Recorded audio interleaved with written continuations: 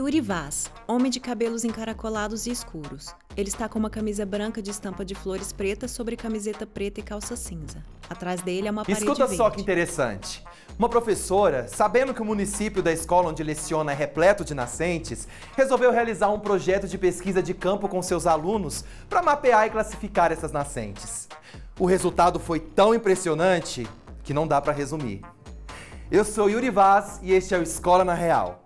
Nesse episódio, Lucimar Menezes conversa com Rosa Duarte, professora da Rede Estadual do Maranhão, sobre o projeto Olhos nos Olhos, Etnobiologia, Território e Direito à Água. Vou dar só um spoiler. Esse projeto foi muito premiado, viu, gente? Quer saber mais? É só continuar por aqui. Imagens de 3 crianças, uma delas é cadeirante. 3 adolescentes olham um celular e 2 crianças brincam de bola. Em uma sala de aula, 2 adolescentes e um professor. Imagens dos apresentadores Lucimar, Nara e Yuri. Escola na Real, escrito em letras brancas sobre um fundo laranja.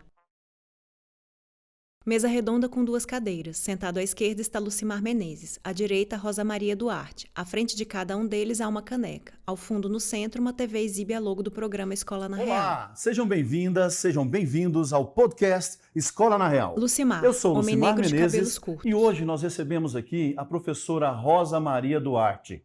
A professora Rosa desenvolveu um projeto no estado do Maranhão chamado Olhos nos Olhos, a apropriação e valorização do ambiente. Estão curiosos? Estão curiosas? Então, vem comigo! Seja bem-vinda ao podcast Escola na Real, professora. Rosa Maria, Olá, mulher de muito cabelos obrigada lisos pelo pretos abaixo da convite. cintura. Estamos muito Ela está com um par de contentes, brincos grandes de estarmos miçangas e um aqui maxi vestido amarelo representando com não várias apenas flores a coloridas e escola que eu bordadas. trabalho, Centro Educar Mais Professor Ribamar Torres, mas também todo o estado do Maranhão. Professora, é uma tradição nossa, antes de falar do projeto, conhecer um pouco quem é Rosa Maria Duarte. Eu sou a neta do seu Eduardo, né? Um idoso que já ancestralizou, mas que me trouxe muitos saberes, né? Meu avô, ele, quando jovem, desenvolveu vários trabalhos, ele chegou a trabalhar no hospital, depois ele foi comerciante, depois ele foi assumir as coisas do pai dele, então ele costurava couro, fazia gibão, cuidava do gado, plantava, ele sabia olhar para o céu e dizer se ia chover, então ele era uma espécie de profeta do tempo também, então um profundo conhecedor das plantas, da natureza, né? E aprendi muito com ele. Eu acho que eu sou muito do meu avô, sou muito da minha avó também, né, que era casada com ele, e eu nasci numa cidadezinha muito pequena, chamada Bertolinha, fiz os primeiros estudos lá, depois eu fui para Floriano, fiz o ensino médio, cursei pedagogia na UESP, que é a Universidade Estadual do Piauí, depois eu cursei licenciatura em Ciências Biológicas, no Cefet, né? Agora é o Instituto Federal, mas antes se chamava Cefet, fiz especialização em psicopedagogia. Teve uma época que eu queria seguir um pouco essa questão da educação especial, estudei Braille, cheguei a me aprofundar um pouco nisso, depois fiz uma especialização em educação ambiental, sempre gostei muito dessa questão de natureza, das ciências, sempre fui muito curiosa, uma pessoa muito curiosa, muito inquieta. A senhora cresceu na zona rural? Não, era uma cidade pequena. A gente chama de interior porque não está na capital, não está no litoral. É uma cidadezinha de 10 mil habitantes. E eu sempre passava as férias, que foram a melhor coisa que existia, que era na casa dos avós. E tinha riacho, aprendi a nadar no rio, né? Aprendi a conhecer as plantas andando nas roças com meu avô, conversando. Quando eu fui fazer graduação em biologia, eu fui bolsista de iniciação científica com fitossociologia, que é essa parte de levantamento, né, quantitativo da vegetação. Sempre gostei muito de educação, de estar trabalhando nessas coisas. Tive muito envolvida com os movimentos sociais ligados à Igreja Católica inicialmente, porque nos anos 90 era muito forte as comunidades eclesiais de base. Eles davam formação para os jovens para a liderança, né? Então não era uma coisa religiosa, era uma coisa de formação política, né? De se entender no mundo, de saber qual é o seu papel, de direitos, sabe? A gente trabalhava muito nessa perspectiva. E aí eu vou ser professora, né? E aí eu começo sendo professora no estado do Maranhão, foi meu primeiro, no Piauí, perdão, que foi meu primeiro concurso. Depois eu faço outro concurso para o estado do Maranhão. E aí eu faço um mestrado em saúde pública, entro num voluntariado do MORHAN, que é o Movimento de Reintegração das Pessoas Acometidas pela Hanseníase, né? Eu sou voluntária ainda hoje. Não trabalho mais diretamente com as pessoas acometidas pela hanseníase, mas apoio, né? Fazendo advocacy, dando formações, discutindo, né, essas problemáticas da saúde pública, né? Porque a educação ela está ladeada também. E trabalho, também fui voluntária há muitos anos da UAM, que é a Universidades Aliadas por Medicamentos Essenciais, onde a gente vai discutir o acesso à medicação, né, para a população, sobretudo de baixa renda. Eu vejo que eu tenho uma trajetória voltada muito para essas questões sociais, né, questões voltadas com comunidades menos favorecidas, né? Trabalhei desde essas questões de pessoas com doenças negligenciadas, com população em situação de rua, com meninos em situação menores infratores. Eu já trabalhei 1 ano, né, atendendo, né, também fazendo esse trabalho. Então eu vejo que eu já percorri, fiz um caminho desde a educação infantil, já trabalhei na educação superior, no ensino superior também, né? Tem um histórico muito grande, então, de muitas atividades. Diante de tudo que a senhora me falou, a senhora aliou o trabalho pedagógico também com o trabalho social. Em que momento a senhora decidiu, eu serei professora, formalmente professora?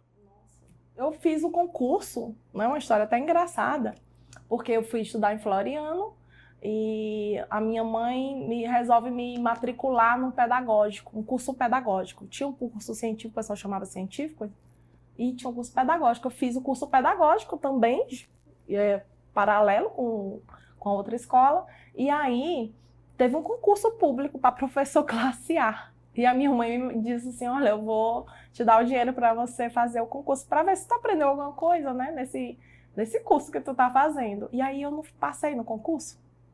Só que eu tinha 17 anos e eu tinha que ter 18 para assumir. E aí quando foi em maio, acho que foi em maio, eu assumo o concurso. Depois esperei completar 18 anos, tal, e eu vou assumir. Eu vou trabalhar com a educação infantil, auxiliando uma professora que já era concursada, também trabalhava na sala, auxiliando. E foi muito difícil. Foi um momento que eu pensei em desistir. Eu não conseguia aplicar o que eu aprendia, que eu estudava no curso de pedagogia. Porque quando você vê a teoria, é muito bonita, você vai pensando, eu vou fazer assim, eu vou trabalhar assim, eu vou trabalhar com alfabetização, eu vou desenvolver, os meninos vão estar tudo bonitinho, sentados, olhando para você, né, copiando tudo, e não é assim, é uma celeuma, é uma barafunda mesmo. E aí eu fiquei pensando, meu Deus, eu não vou dar conta, esses meninos são terríveis. Então a gente tem, vai aprendendo a lidar. Chegou uma época, eu fui trabalhar em outra escola, em uma escola, teve uma menina que uma vez, ela dava muito trabalho, e aí a escola queria devolver a estudante para outra escola. E ela me dava muito trabalho, ela implicava comigo, ela não gostava muito de mim. Eu não sei dizer exatamente por quê. E aí chega um dia que eu digo assim, gente, eu acho que a gente não deveria devolver a aluna porque não vai resolver o problema. Porque às vezes a gente tem determinadas situações na escola que a pessoa comete um ato infracional. E qual é a solução? Expulsa a aluna, devolve ela para outra escola, bota ela em outro lugar. Né? Resolver o problema. A gente não resolve o problema. A gente está só transferindo o problema para outro lugar. E aí eu disse assim, gente, eu sou contra. E uma professora disse, o tanto que ela te atenta, né? Tu já saiu daqui chorando várias vezes e tu vai voltar para ela ficar. Só que naquela época também eu tinha uma coisa muito assim, que hoje eu vejo. Mesmo se fosse hoje, eu também ia votar para ela continuar na escola. Mas eu vivia nesse movimento religioso, social, a gente tinha muito essa ideia que a gente era salvador da pátria. Eu acho que é o Saviani que diz, não, tem a educação redentora, transformadora, ele vai dar, e a gente tem que tomar cuidado com essa questão de nós vamos salvar o planeta, vamos salvar tudo, a educação sozinha não resolve o problema. Só que aí eu pensei, não podemos fazer isso, porque a gente tem que seguir o exemplo de Cristo na Terra, né? Ele não veio para quem está salvo, ele vem para quem precisa. Então a educação tem que estar também para quem precisa. E eu disseram para a menina que eu tinha votado a favor dela. E ela veio me perguntar, eu cheguei, ela estava quieta na sala, ela, professora, eu posso lhe fazer uma pergunta? Eu digo, pode. É verdade que você votou para eu ficar na escola? Eu digo, por quê? Aí ela disse que não esperava aquilo de mim. E aí, quando a aula acabou, eu ia a pé para casa. Gente, ela foi comigo para minha casa, me deixando na porta da minha casa, me acompanhando. Aí depois ela voltou para casa. Aí ela foi me contando várias histórias da vida dela. Eu fui entendendo porque às vezes ela era uma menina, às vezes rebelde, né? Então ali eu vi que eu queria ser professora. Eu acho que eu devo muito a ela. Não sei se pode dizer o nome dela, faz muitos anos, gente, faz 25 anos. Eu não tenho mais contato com ela, Yasmin. Então, foi você que fez eu escolher ser professora. Que história linda e de superação que a senhora está trazendo para a gente aqui e que é a realidade de muitos professores e professoras tomar essa decisão que a senhora tomou. A senhora acha que essa decisão em torno desta aluna tem a ver com os direitos humanos dentro da escola? Tem sim, com certeza, né? Porque trabalhar direitos humanos, hoje as pessoas esvaziam a pauta. Porque direito humano é direito de bandido, a gente tem que só dar direito. Então, existe esse discurso, essa falácia, e a gente tem que combater isso, né? A gente fala muito de humanizar a saúde, humanizar a educação. É muito mais além do que direitos humanos. É acolher, né? É dar essa questão da pessoa se sentir importante, de você estar discutindo essa existência, enquanto existir também, né? Essa resistência também, eu acho que tem tudo a ver com direitos humanos. Né? E persistir, como a senhora persistiu com essa estudante, e houve mudança pra gente? Houve. Depois disso, a gente ficou amigo, passou um tempo, eu fui trabalhar em outra cidade, porque eu pedi transferência, né? Até porque eu fazia faculdade, né? Eu estudava também, trabalhava. E aí a gente foi perdendo contato, né? É muito comum no Nordeste as pessoas, depois de uma certa idade, irem para o Sudeste, né? Em busca de melhores oportunidades, foi trabalhar, ela já tinha parentes lá e ela foi-se embora. E aí a gente acabou perdendo contato, mas foi importante, sim. Esses conflitos às vezes acontecem na escola, né? E a gente tem que saber resolver, né? Sim, e com certeza, professora Rosa Maria, a senhora foi uma inspiração para essa estudante. E por falar em inspiração, eu percebi que o seu avô, um homem de saberes da natureza, também é uma grande inspiração para você. Tem um outro professor ou professora que durante a sua vida escolar é uma fonte de inspiração? Eu vejo assim, a minha mãe também. A minha mãe é uma fonte de inspiração, porque eu cresci, a minha mãe me ensinou a ler, junto com a minha avó, bem criança ainda. A minha avó que se chamava Rosa Maria, que é outra avó, não é a esposa do Eduardo, não era a Santana. E aí, a minha avó faleceu, acho que eu tinha 7 anos, a Rosa Maria, né, que eu levo o nome dela. Mas ela me ensinou a ler, a minha mãe professora, cresci acompanhando a minha mãe na escola. Chegou uma determinada época que ela era minha professora. Eu lembro que a minha mãe fazia muitas coisas práticas, produzia para tentar levar para a escola. Era uma escola pública nessa época. Eu lembro ainda hoje, talvez ela não se lembre, ela ia dar aula sobre plantas e ela foi levar um pé de caju. Aí ela cortou, pegou uma galha do caju, colou bem bonitinho com a raiz e foi levar para os meninos para ensinar as partes. Eu acho que era a 4ª série do ensino fundamental. Então tem coisas que marcam, né? Eu tinha uma professora que eu achava ela carinhosa, a dona Sonália. Foi minha professora, acho que na 2ª série, né? Do ensino fundamental, uma grande inspiração também. E depois, para você ver como o mundo gira, eu dava aula na UESP, a professora substituta, e teve a lei que os professores precisavam se formar para poder continuar dando aula. Quem foi minha aluna anos depois? A professora que trabalhou comigo, que foi minha professora. Eu fui professora dela muitos anos depois, ela se graduou em pedagogia e ela foi uma grande inspiração para mim também, né? Sem falar do professor Djalma, que sempre foi muito ético, muito assim crítico, um professor que amava ler, que gostava muito de literatura também, era um professor de geografia incrível e que eu tenho o maior respeito e carinho. Hoje ele é professor da Universidade Federal do Piauí. É um grande professor, uma grande referência, não só para mim, mas para muitos, né, lá de Floriano. E você estudou, professora, em escola pública durante esse período? Estudei em escola pública e o ensino médio eu fiz uma escola privada. De início, uma escola confessional, que era uma escola franciscana, e depois eu fui terminar o outro ano em outra escola já, que fazia... de dia era como, não era uma escola de tempo integral. De manhã era as aulas normais e à tarde era como se fosse um cursinho, né?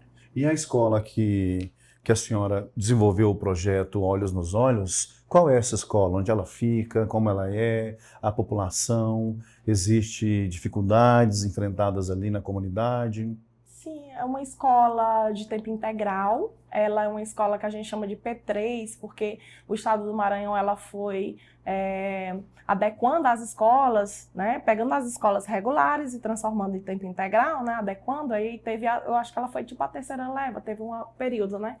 E aí ela é uma escola, uma cidade de 20 mil habitantes, é a única escola de ensino de tempo integral do estado, tem uma do município, mas essa escola, ela tem problemas estruturais, né? Ela tem falta de investimento. Recentemente ela está passando por uma reforma, nós ainda vamos, né, acessar. Nós não temos laboratório, por exemplo, nós temos muitas dificuldades, mas a gente tem um corpo, digamos assim, muito unido, né? Os profissionais, os pais, né? Sempre tem alguns que não participam, que a gente nunca vai dizer que é 100%, mas nós temos muitos pais envolvidos, né, nas atividades, os alunos que apoiam as atividades.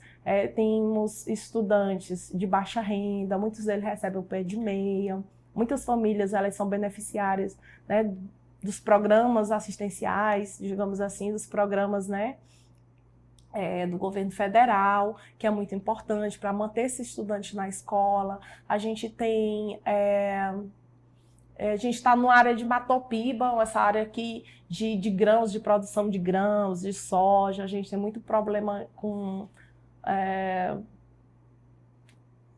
em relação a espaços educativos, que não seja apenas a sala de aula, mas que a gente, com criatividade, com boa vontade, com apoio principalmente, com parcerias, a gente vem desenvolvendo atividades diferenciadas, né?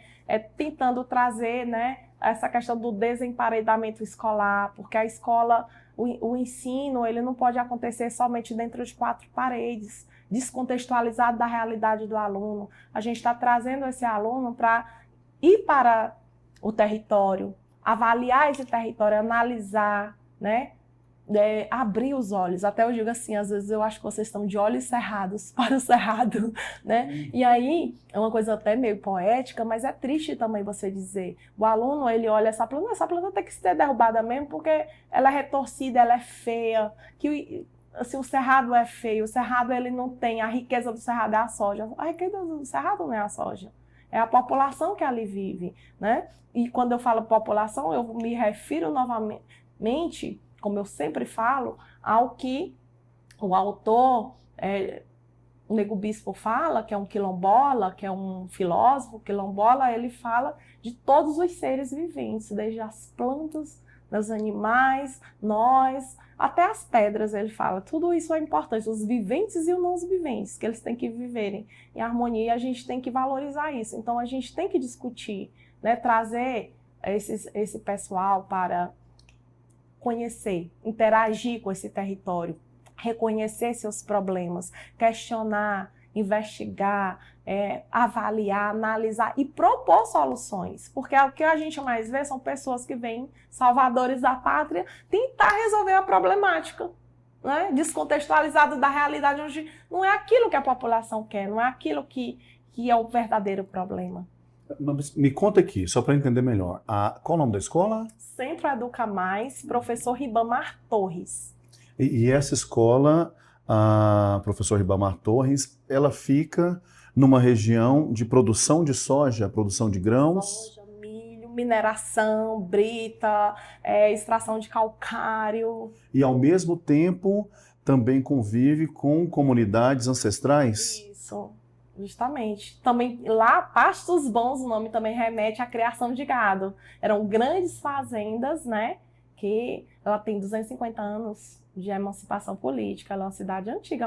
Parece que ela é a terceira cidade mais antiga do Maranhão, né? Sim. E em meio a todas essas tensões, como surgiu o projeto Olhos nos Olhos, apropriação e valorização do meio ambiente, não é isso? Do ambiente. Por que e para quem esse projeto, professora? O Cerrado, ele é o berço das águas, ele é considerado o berço das águas. Nós estamos ali, no coração do Cerrado, a gente está numa área plana, numa área que vem sendo desmatada, 8 das 12 bacias hidrográficas, ela está no Cerrado, né? A cidade é lotada de olhos d'água. Inclusive, a cidade ela foi fundada à margem do olho d'água do Pinga. Só para você ter uma ideia da importância das nascentes. Para quem não sabe o que é olho d'água ou fonte, é um local onde a água jorra. Ela pode jorrar da terra, de uma pedra, ela emerge e ela vai formando pequenos cursos de água que vão se juntando e vão formando rios, riachos, vai abastecer, né? Outros aquíferos aí. E aí, lá a gente chama de olhos d'água. Então, a cidade ela foi fundada nesses olhos d'água, inicialmente paradas, né, passagens de gado, né? E aí, a gente pensou, quando eu fui trabalhar nessa cidade, eu percebi que o pessoal falar que tem muito olho d'água. O olho d'água é quem abastece boa parte da cidade. A gente bebe das nascentes.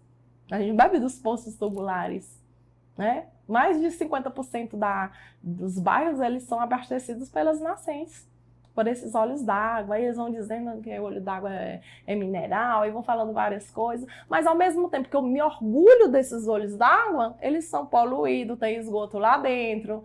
Eu construo em cima dessas nascentes, eu desmato ali na margem, né? Elas vão secando, ou então eu aprisiono elas, que foi uma coisa que me chamou muita atenção, né? Essas nascentes presas. Eu construo em volta e eu boto um cadeado, onde as pessoas não têm acesso a essa nascente. Como? É privatizado esses olhos? São em terras privadas. E no passado, isso não foi feito agora, talvez na década de 20, 40, não sei dizer exatamente, né? Teria que observar.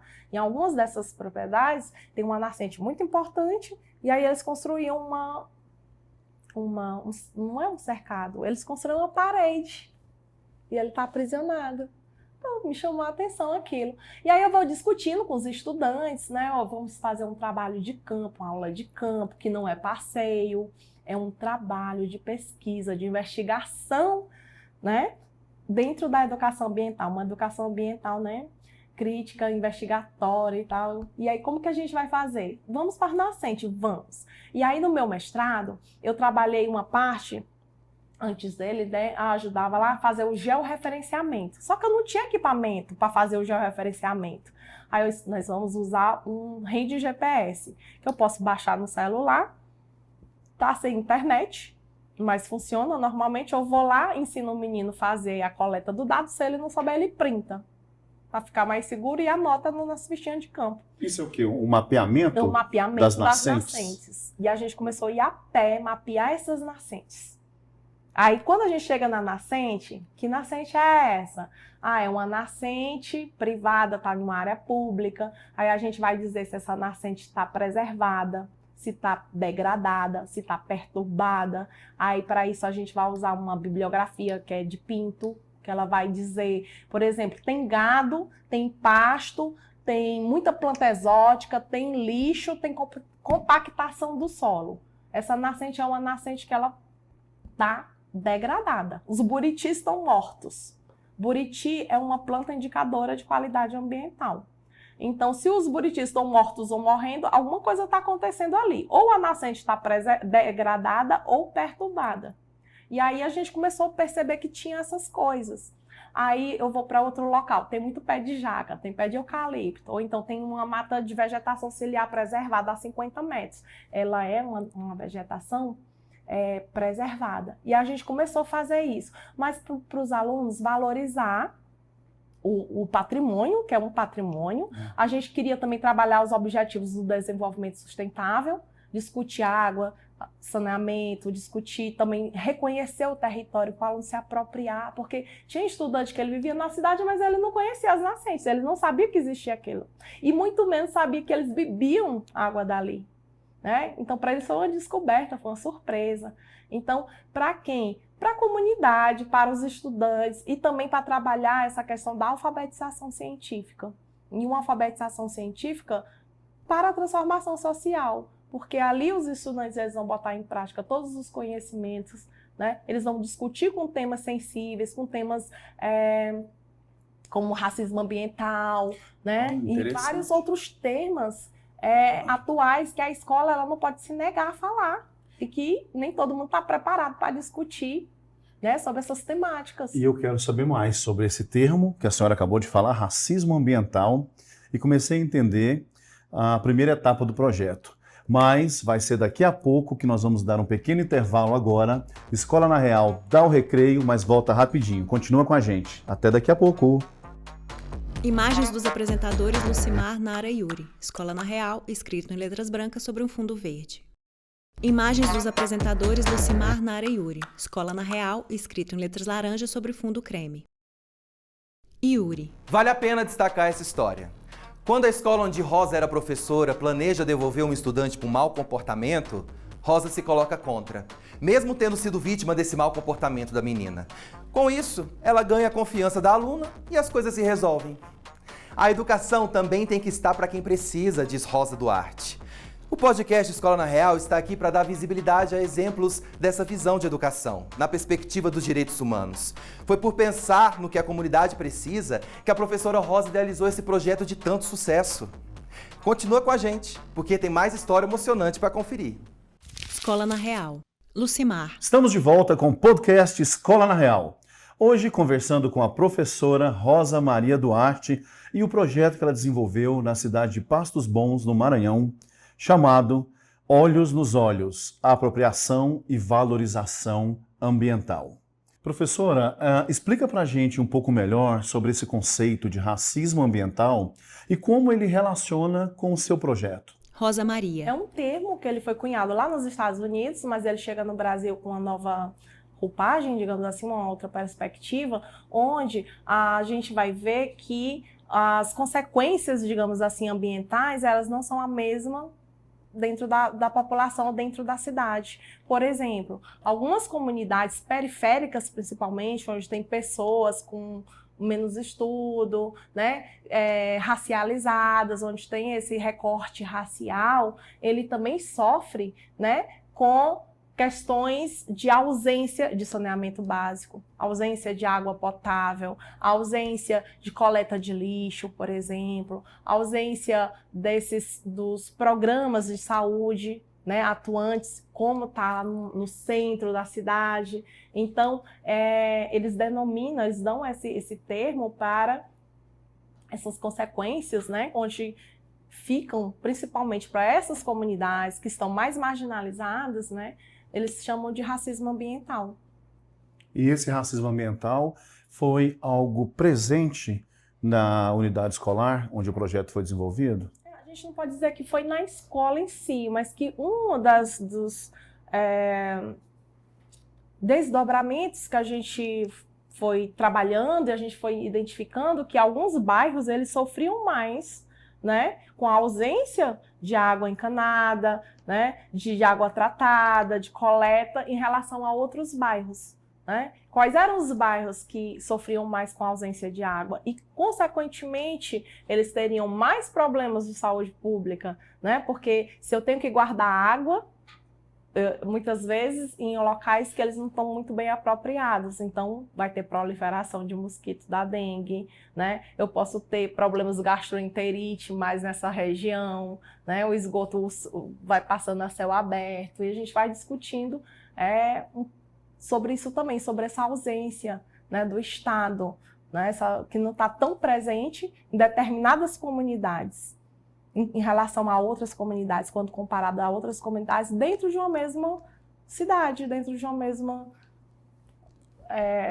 comunidade mesmo. É bem interessante a gente estar discutindo isso. E esses questionamentos foram levantados com os estudantes? Os estudantes a partir das pesquisas de campo que desenvolvemos na cidade. Sim, a senhora poderia recapitular para a gente, assim, como foi essa primeira etapa? A primeira etapa foi a ida até as nascentes urbanas, né? O projeto existe ainda hoje, ele começou em 2020, por aí, final de 2020 para 2021, e logo no pós-pandemia. E aí a gente escolheu as nascentes mais próximas para a escola. A gente mapeava essas nascentes e ia estudar a situação que aquela nascente se encontrava. Então a gente ia ver, tem lixo, tem gado, ela está compactada, ela tem muita planta exótica, porque às vezes a pessoa diz, plante uma árvore, tem que ter mata, tem que ter vegetação. Só que a pessoa não entende que não pode ser qualquer árvore. Eu vou plantar ninho indiano, por exemplo, à margem da nascente. Ela é uma planta que vai competir com outras. Eu não posso plantar eucalipto próximo de uma nascente, jaqueira, manga. Não são plantas, né? A gente tem que plantar plantas nativas que são próprias daquele bioma e principalmente que são apropriadas para a água. Pajeú, ingá, né? A gente vai discutir um pouco sobre isso, né? Também discutir. Então, mapeamos as nascentes, classificamos essas nascentes segundo uma pesquisadora, que foi Pinto, 2003. Aí depois a gente foi fazer os estudos dessa planta que estava lá, da vegetação que estava ali. E a gente foi também trabalhar, por exemplo, os impactos daquela nascente na comunidade. A história daquela nascente, como era a nascente antes e depois. Os alunos iam até as comunidades, as pessoas mais velhas, e perguntar qual era o nome da nascente, como ela era antes. Aí eles ela era muito bonita, as pessoas usavam ela para lavar roupa, para fazer isso. Então eles iam contando as histórias das nascentes. E foram quantas que vocês conseguiram mapear? No início do projeto foram 11. Hoje a gente já tem 20 mapeadas. E aí a gente submeteu esse projeto para a FAPEMA, que é a Fundação de Pesquisa do Estado do Maranhão, e ele foi aprovado. E aí a gente resolveu expandir esse projeto para mapear também na zona rural, porque a gente tem muito estudante da zona rural. E aí a gente queria discutir também os impactos dos agrotóxicos dentro dessas nascentes. Se eu tenho muita lavoura, né? Eu tenho o agronegócio muito forte aqui, é monocultura. Se tem monocultura, eu tenho que fazer um controle maior, né, de pesticida, seja o nome que queiram dar, defensivo agrícola, e esse veneno ele vai cair aonde? No solo, que pode infiltrar, perfurar os lençóis freáticos, e também ele pode vir contaminar essas nascentes, essa parte que está na superfície. E hoje a gente, além de mapear as nascentes, a gente está fazendo as análises químicas, porque um laboratório, né, viu um projeto da gente e entrou em contato com a gente e disse que ia financiar, ia doar um kit de educação ambiental que vem para a gente fazer, e podia fazer uns 50 testes.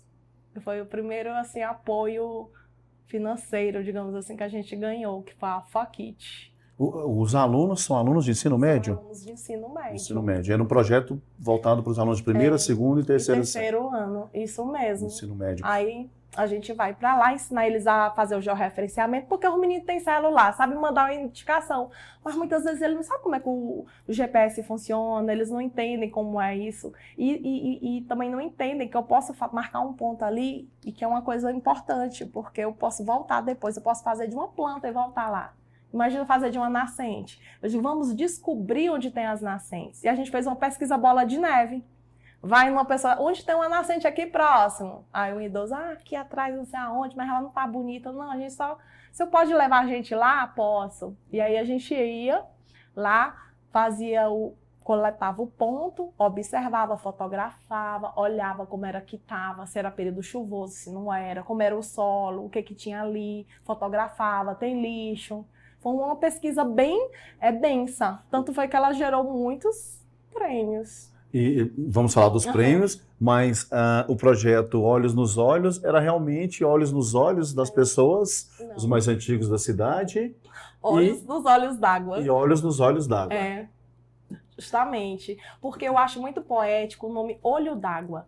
É uma coisa que nasce na terra, né? Esse espelho d'água. E aí você imagina que mata ciliar vem de cílio. O cílio protege o olho. Se você corta os cílios, você não vai conseguir dormir, você vai ficar com o olho muito irritado. Se eu cortar a mata ciliar, toda a sujeira vai cair dentro da água, né? E aí também ela vai ficar doente, porque vai cair, ter desmoronamento, né? A raiz segura a terra, então vai assorear essa nascente. Então a gente foi discutir tudo isso, fazendo essa relação, essa coisa poética do olho d'água. Então nós estávamos de olhos nos olhos d'água, estamos de olho, cuidando das nascentes, era isso nesse sentido. E aí a gente foi fazendo salas, montando os olhos d'água, aí fizemos uma campanha para os meninos fazerem o slogan, desenhar para o slogan, e os meninos desenharam lá. Aí eles iam conversar com os parentes deles, saber a história da nascente, relacionamos a história da cidade, antes e agora, né? Falar da importância da água, falar, né, do acesso à água também, né, dessa dificuldade, do próprio cerrado, que ele é o berço de água. Se eu estou derrubando tudo, como que eu vou ter água futura? Como que eu vou discutir água lá na Amazônia também? Porque eles também alimentam, né? Então é tudo interligado. O cerrado ele é muito importante, e a gente foi discutindo isso, né, com outros professores, professor de matemática também ajudando a fazer a vazão dos olhos d'água. A gente chegou na nascente, 40 e poucos mil litros de água por hora, sei lá, era por segundo, não lembro agora. E aí, professor de matemática, vamos fazer uns cálculos aqui trabalhando a vazão dos olhos d'água. E conseguiram fazer essa medição? Professor Américo. Conseguiu, o professor Américo. Foi lá foram fazer pesquisa também com o sistema de abastecimento de água municipal, que utilizava essas nascentes, que é o sistema próprio da cidade, né? E aí a gente foi discutir várias coisas, aí vão surgindo problemas e os alunos vão querer resolver. Nisso a gente descobriu nascente com ferruginosa, que não era própria para consumo. A gente foi descobrindo nascente que estava eutrofizada, a gente vai discutir o que é eutrofização, né? A gente foi ver as vossorocas, que lá chama de grotão, que a terra vai se rasgando porque não tem vegetação, né? E vai se perdendo essas nascentes. A gente vai discutindo a recuperação dessas nascentes. Eu já estou me antecipando, mas houve no projeto um resultado sobre uma mudança de captação desta água para a população? Os alunos começaram a reclamar que a nascente atrás da escola tinha um gosto ferruginoso. E aí a diretora entra em contato, a gente vai discutir, né? E vamos ver o que é que tem nessa nascente, né? Aí eu falando com um amigo meu biólogo, aí ele disse, isso aí é colônia de bactéria ferruginosa, tá dando de ver na água, só que precisa de um exame químico para identificar corretamente. E aí a diretora, não, pois pronto, vamos falar com a pessoa lá para não pegar mais água dessa nascente. Então eles fecharam e pegaram a outra nascente, porque eles... E aí a gente começou a usar água de outra nascente. Futuramente, aí passou um tempo, eles fizeram os exames lá e aí eles fecharam a nascente. Quer dizer, eles não usam mais a nascente para consumo humano. Mas a nascente está lá. E a gente, hoje é um objeto de estudo nosso, que a gente está tentando criar mecanismos, né, fazendo estudo com poucos recursos, mas com parceiros de outras universidades, está conversando com a gente. Como que a gente pode estar... utilizando essa água, porque ela não vai causar mal à tua saúde, por exemplo, não vai te matar, não vai te intoxicar, mas é um gosto que não é agradável. E quando a gente fala que a água tem que ser potável, ela tem que ser inodora, né? Sem gosto, sem cheiro, sem cor, né? E às vezes não é o que acontece. Essa nascente, ela é próxima mesmo da escola? Próxima, é no fundo da escola. E ela abastecia a escola? Uma parte da escola era. Era abastecida por essa água, Sim. que se tornou um campo de estudo para os estudantes. Justamente. O trabalho, ele é bastante empírico, né? É de muito trabalho de campo, Trabalho de campo. não é? Tem a teoria, mas tem esse trabalho de campo. E existiu algum recurso para custear esses deslocamentos? Ou se eu te disser que eu escrevi, Secretaria do Estado do Maranhão, eu escrevi solicitando e eles disseram que o projeto não era viável. Só que os meninos gostavam e eu gostava também. E aí eu disse, não, pois eu vou patrocinar o projeto do meu bolso. Só que a diretora disse, olha, as xerox, as fichas, o material. Só que às vezes eu tinha estudante que ele não tinha um tênis para ir para o campo. Ele não pode ir para o campo de chinelo. Aí a gente ia fazendo uma coisa aqui, vamos comprar sapato adequado para o menino ir para o campo. Só que aí tinha um outro problema, o menino não queria usar o sapato no campo. Porque era o tênis mais bonito que ele tinha, olha, ele vai andar por aí pro mato. Né? É uma escola de tempo integral? É uma escola de tempo E integral. não existe um recurso, um fomento, um recurso específico para a escola de tempo integral custear projetos grandiosos como esse? Bom, eu acho que quando a gente começou, ninguém sabia que ele ia se tornar no que se tornou. Ele era uma ideia de ensinar o menino a mexer no mapa, mostrar as possibilidades, fazer uma pequena investigação, uma discussão aqui. O projeto foi crescendo. Surgiu um recurso, uma época, que você tinha que mandar um projeto para a secretaria lá de educação. Aí eu escrevi bonitinho, explicando. A resposta que eu tive é que não era viável o projeto. Tipo, não botaram fé que aconteceu, tá bom, depois eu vou fazer. E aí a gente começou fazendo só com essas nascentes próximas. Hoje, foi aprovada, a gente ainda não recebeu a verba pela FAPEMA. A FAPEMA será um dos patrocinadores, né, do projeto. E ele foi crescendo, né, o projeto foi crescendo, outros professores foram auxiliando, foi aglomerando, outras universidades.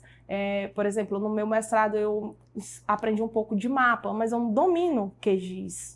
Não domino fazer mapa no GOEF, algumas coisas, né? Precisa para o mapa sair bem bonito. E aí eu entrei em contato com o pessoal da UFC, né, de saúde coletiva, porque eu fiz doutorado ou meu mestrado em saúde pública.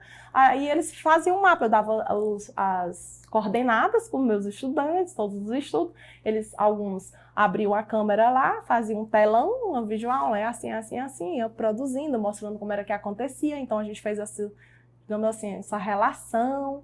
Aí o tempo foi passando, os apoios que foram surgindo eram nessa perspectiva de eu vou conseguir custear as xerox. Depois de um tempo, a prefeitura também, as nascentes foram ficando mais distantes.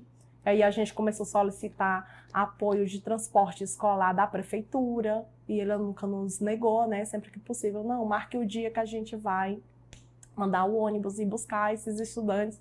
A gente ia, mas tinha outra questão do tempo de novo, né? Porque são 2 horas aula, uma vez por semana, né? 50 minutos cumprimento, então tem que ser dentro daquilo ali, às vezes você tem que correr e não dá para fazer tudo em uma aula, porque é muita coisa, você tem que andar 50 metros com fita métrica, analisar, fotografar, investigar, olhar o solo, anotar. Então, às vezes você tem que ir várias vezes no mesmo lugar. Então, mais uma vez, final de semana, o que vocês vão fazer? Não, vamos tirar um sábado, então um domingo, para a gente ir para o campo. E o Brasil está numa constante de crescimento com as escolas integrais, não é isso? E esse trabalho não é uma educação realmente que integraliza todos os saberes? Não necessitaria de mais tempo? Precisa de mais tempo, precisa de mais recurso, precisa de mais formação para os professores também, dominar mais tecnologias, porque é um trabalho importantíssimo, né? Quando a gente vai estar discutindo todas essas problemáticas que estão acontecendo no território, sobretudo no Cerrado, né? No Cerrado Maranhense, conflitos agrários, queimadas, perda de biodiversidade, perda da água, né? Essa extração, porque o Ailton Krenak, que é outro autor que a gente trabalha muito com os estudantes, lê bastante, ele fala muito que a gente precisa pisar suavemente na terra. E ele nos convida a colocar o coração no ritmo da terra.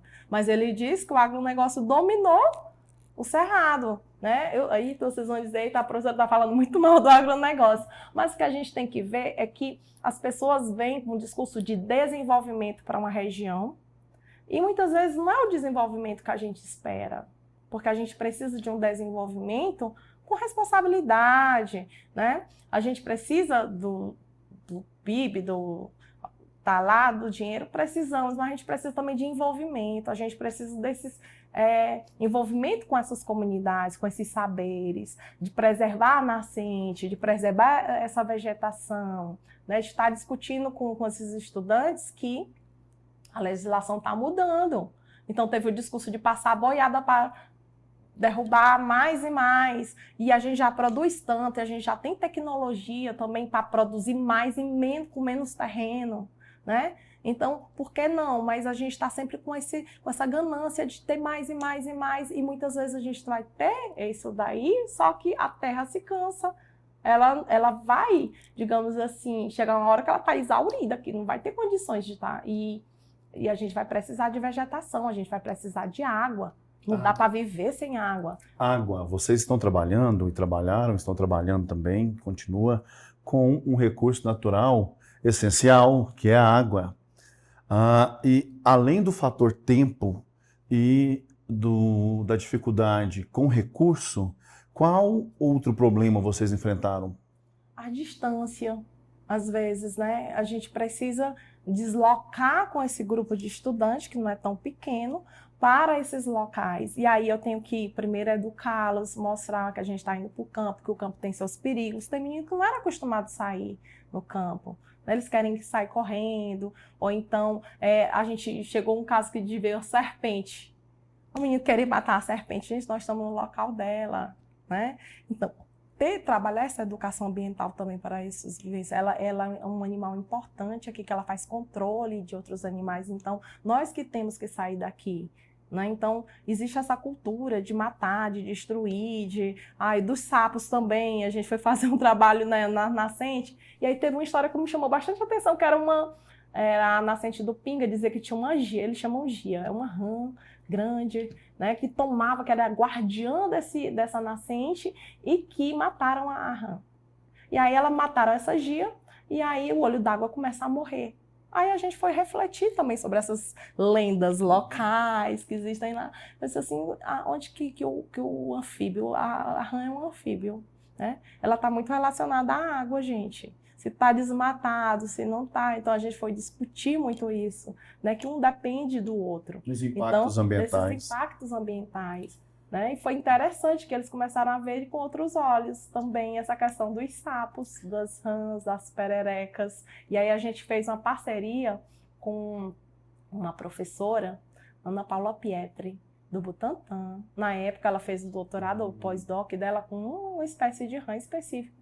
E ela deu umas aulas online pra gente, ela ficou encantada, porque ela disse, Rosa, mas seus alunos... Tinha aluno que ele imitava o coachar de determinados sapos, rãs, fazia cada pergunta, interessantíssimo. Professora, tem um sapo que corre atrás da gente, aí eles imitavam, falavam de determinadas coisas, e ela disse, meu Deus, eu não sabia que eles sabiam tantas coisas. Ela ia ao paraíso dos sapos. E já existia essa vivência dos estudantes com esses animais, com o meio ambiente, todos eles, ou a partir do projeto que... Foi melhorando. Eu acredito que quando você é da zona rural, você às vezes está em casa, é mais calmo, mais silencioso. Então, meu avô já dizia, quando a rapacuia tem uma rãzinha, uma pererequinha, tá cantando, é o macho convidando a fêmea para namorar, porque vai chover. Então, tem uns determinados anfíbios que eles ficam bem animados antes da chuva, então ele já está adivinhando chuva. Acho linda essa palavra. O sertanejo diz assim, né? O Euclides da Cunha diz que o sertanejo, antes de tudo, é um forte. Então, ele está adivinhando chuva. Então, o aluno já sabia, sabe até às vezes o nome do sapo, o nome popular. Então, era bem interessante. E tinha uns meninos que eles sabem muito de passarinho, ele vem falar, olha, isso é um pássaro tal, o nome lá, sim, é bem legal. Os pais participaram também dessa? Apoiaram? Principalmente porque a gente precisava ir para o campo. Aí você imagina você ir para o campo com 30, 40 alunos. Sim. Né? E é perigoso. E aí tem não só a questão de um animal peçonhento te atacar, mas também da gente se perder, por exemplo. Eu estou há 15 anos, mas eu conheço algumas regiões, né? Não todas. Até um colega meu que é botânico, que nos ajudava nas identificações, ele dizia, eu acho que os encantados gostam muito de você. Eu tenho certeza que eles te protegem. Eu acredito nisso também. Os encantados são esses espíritos que habitam as florestas, esses locais, né? Eles estavam felizes de saber que a gente está ali também cuidando, de certa forma, na medida do possível, ali. Então, a gente chamava um pai para ser um mateiro. Tem pai que é mateiro, que anda buscando coisas. Então, ele já conhecia, ia conosco, um tio, um parente, às vezes um aluno mais velho, que já conhece aquela região. Ó, você é nosso guia, você será nosso guia. Então, a gente estava sob a responsabilidade dele. E uma coisa também que é interessante, que uma vez eu não fiz, confesso, eu fui antes, eu acreditei nos meninos. Perguntei para uma mãe, que é a vizinha lá, eu digo assim, ó, a gente quer ir no Olho d'Água, na Cacimba do Jurandir. Aí eu, isso é perto, porque os meninos estão dizendo que é perto. É aqui, você dá uma volta assim, tá bom. E aí os meninos resolveram pregar uma peça na gente. Em vez de ele ir pro caminho que ela tinha falado, que era bem... Eles disse, não, nós vamos cansar eles. Vamos subir o morro, descer o morro.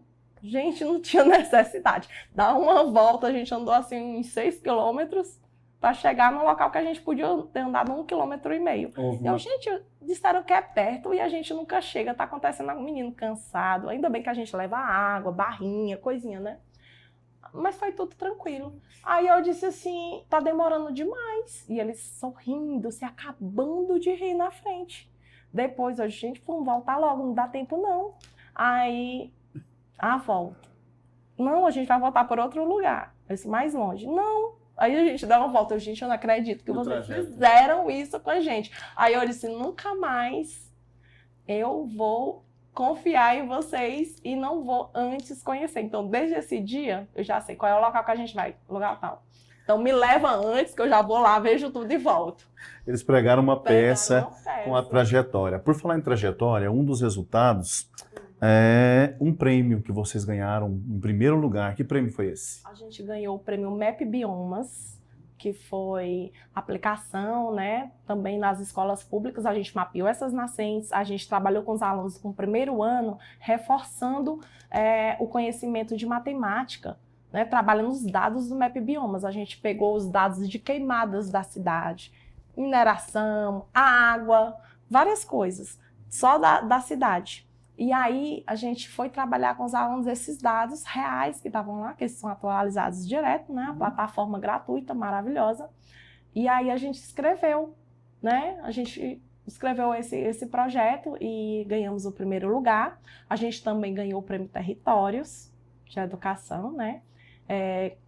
Também com a parte desse projeto. E a gente ganhou também o prêmio Educação em Ciências, que é promovido pela FESB, né, que foi em São Paulo, e foi muito emocionante, né, eles até colocaram assim, vocês ganharam o prêmio por trabalhar a educação ambiental de forma crítica, tal, foi muito legal. E quais os impactos para os estudantes, quais os resultados, o que surtiu depois desse projeto? A gente foi convidado, né, por várias universidades para falar, os alunos apresentaram já em alguns congressos, então eles já estão se sentindo assim, pesquisadores, eles foram apresentar na capital São Luís o trabalho, então foi a primeira vez que alguns estudantes saíram da sua cidade. Você imagina, você mora no interior, 12 horas distante da capital. Você vai com tudo pago para um hotel, de frente para o mar. Esses nunca tinham visto o mar.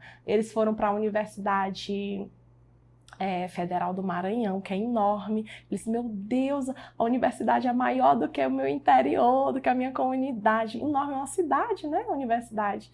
E aí, nunca tinham dado de escada rolante, esses nunca tinham dado de elevador. Você imagina a emoção deles, assim, de conhecer muitas coisas que para nós são coisas comuns, pequenas, mas que para ele foi um ganho. Teve aluno que disse, eu nunca pensei que eu fosse chegar tão longe com estudando, assim, né, ganhar tanta coisa. Então, eles ganharam prêmios, né? Eles ganharam bolsa, alguns ganharam bolsas de estudo em universidade privada, porque quando você ganha alguns prêmios, às vezes eles, além do dinheiro que vem para a escola, biblioteca, eles dão também bolsas de estudo para o estudante.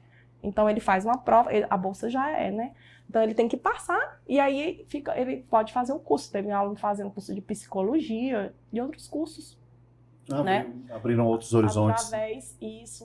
E também eu achei o máximo, porque tinha aluno que disse assim, eu nunca pensei que eu pudesse entrar aqui na universidade, porque parece uma coisa distante da gente. Tem gente que mora no interior tão distante, eles acham que a universidade pública não é para eles. Principalmente essas universidades federais, que são grandes, que tem os laboratórios, que eles vão conhecer. Eu achava que tinha que pagar para entrar aqui, para estudar aqui, sabe? E conhecer. Um menino que eu gosto de contar essa história, assim, me emociona, que ele não conhecia o mar. E ele disse assim, eu queria saber, é verdade que o mar é salgado? Se é, ó, você vai lá, bota o dedinho na água e depois bota na ponta da língua. Aí você vai ver que é salgado. Quando ele viu, ele se emocionou. Teve gente que sentou, chorou, ficou horas vendo aquela imensidão, e o outro não, se empolgou, pulou de boca aberta, olhos abertos, veio gritando, dizendo que estava cego, aí, que o mar era muito salgado, e eu disse, mas tu pensou que era como? Ele, salobra. Eu pensava que fosse uma aguinha salobra, não desse jeito, mas foi muito bom, assim, eles se emocionaram, sabe? E assim, são pequenas conquistas que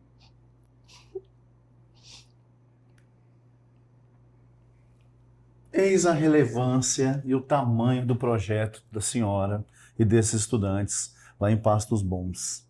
E agora a gente está com 6 bolsas de iniciação científica, vamos expandir. Esses meninos vão ter a duração de 2 anos, né, de pesquisa e de bolsa. E mais do que a bolsa é um incentivo para estudar, mas também é uma oportunidade de dizer que você pode ser um pesquisador, que você pode chegar longe, que você pode fazer. Um dos resultados que pode mudar mais ainda a vida de alguns estudantes que participou do seu projeto. Isso é a Escola na Real. Eu quero parabenizá-la, nós estamos finalizando aqui o nosso episódio de hoje, mas eu preciso muito que você seja inspiração nesse momento para professores e professoras que queiram replicar um trabalho como que a senhora fez, de tamanha relevância e proporção, pensando na comunidade escolar, pensando na conservação do meio ambiente, né, e de questões socioambientais que circulam ali as suas comunidades também. Deixa esse recado para a gente, professora. Bom, a palavra inspiração às vezes é muito forte. Eu não me sinto inspirar uma pessoa que vai inspirar outras pessoas, né? A gente tem tanta gente muito boa também, né? Que vai inspirar. Eu acho que é acreditar em si. O Paulo Freire fala muito da amorosidade. A gente tem que ter amor pelo que a gente faz, gostar do que você faz. Então, quando você escolhe ser professor, eu não escolhi pelo salário, eu não escolhi pela fama, apesar de agora eu me sentir um pouco famosa, né? Estar aqui com vocês, não imaginava estar ali. Mas, assim, uma vocação também, claro que a gente é profissional. O próprio Paulo Freire, ele fala que é uma profissão, sim, digna de respeito. A gente tem que parar com essa coisa de ser caridade, de ser essa salvadora da pátria, que não é. Mas eu acho que é trabalhar os territórios, é trabalhar a realidade, é acreditar no que você faz. Mais do que metodologias da moda, é você ter uma base sólida. Eu acho que você precisa saber o que você faz também, você ter segurança no que você faz, sabe?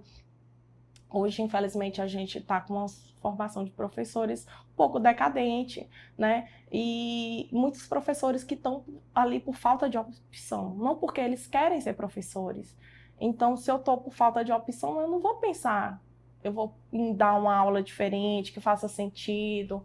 Eu acho também que seria muito egoísmo da minha parte dizer, você tem que pensar que você poderia ser o professor dos seus filhos. Também não é bem assim, não é esse comum. É você querer fazer a diferença. O Belchior, Ele diz que amar e mudar as coisas interessa mais. Então, que nós, professores, também possamos amar a gente, amar o mundo, ser amoroso, né? Ser um profissional dedicado, ser um profissional crítico, gostar do que faz, porque quando eu gosto do que eu faço, eu sinto prazer no que eu faço, né? Eu acho que os meninos veem isso, eles pensam, ela fica igual pinto no lixo.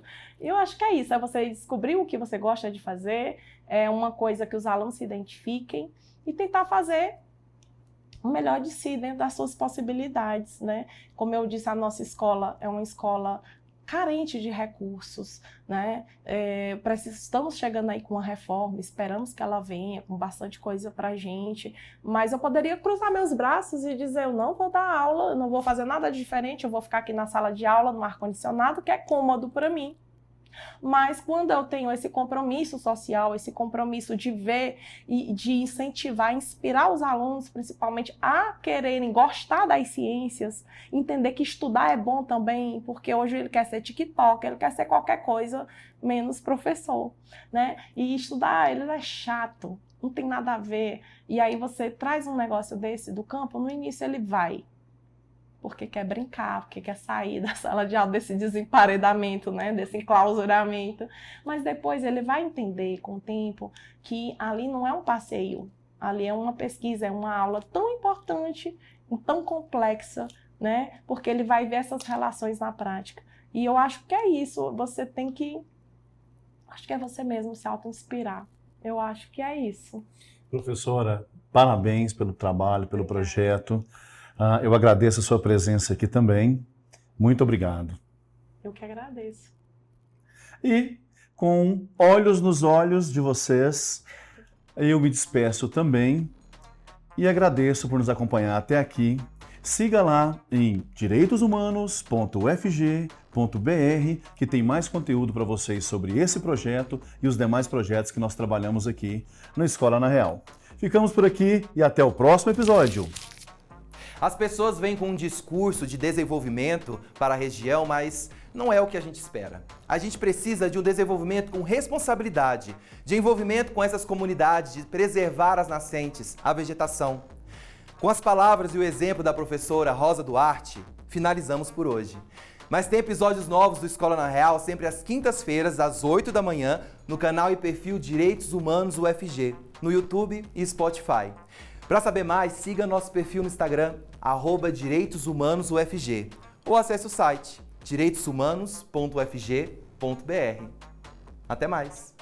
O podcast Escola na Real é uma realização do Núcleo de Direitos Humanos da Universidade Federal de Goiás, com execução da Fundação de Apoio à Pesquisa e Fundação Rádio e Televisão Educativa e Cultural. Apoio da TV UFG, Laboratório de Luz e Cena e Laboratório de Tradução Audiovisual Acessível. E promoção da Coordenação Geral de Políticas Educacionais em Direitos Humanos da Secretaria de Educação Continuada, Alfabetização, Diversidade e Inclusão do Ministério da Educação do Governo Federal.